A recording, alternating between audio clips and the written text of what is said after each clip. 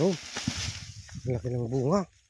Okay. Guys, so dito tayo ngayon guys, mag-harvest po tayo ng palm oil.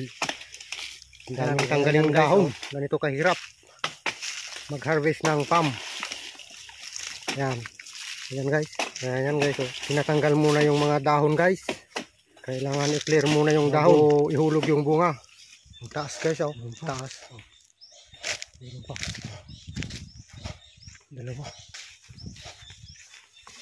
Hulog na guys.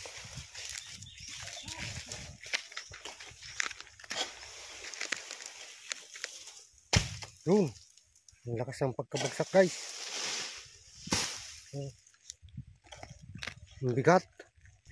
Kaya lang bunga guys. Oh. Laki. Oh. Bagas yung laki oh. Yan. Ang laki oh. Yan ano no. Ano na. Halos hindi makuha ng nagpulot.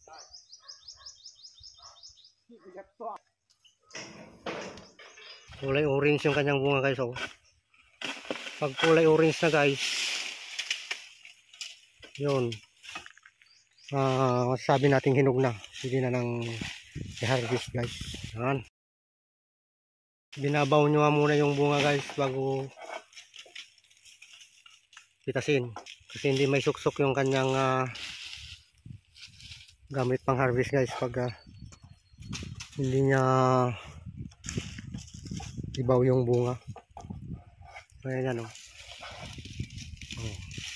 Suksok na niya yung kanyang hook.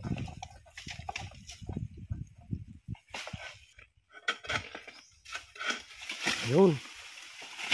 Hulog na guys. Malaki.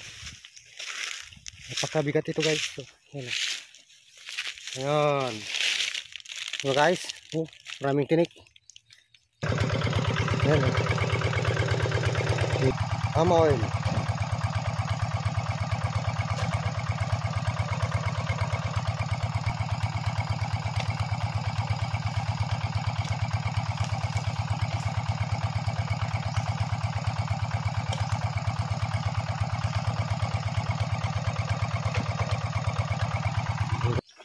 Ganyan po kahirap.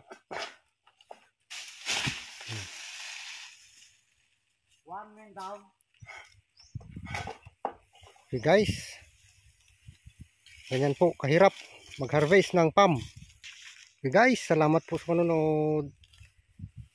And God bless us all.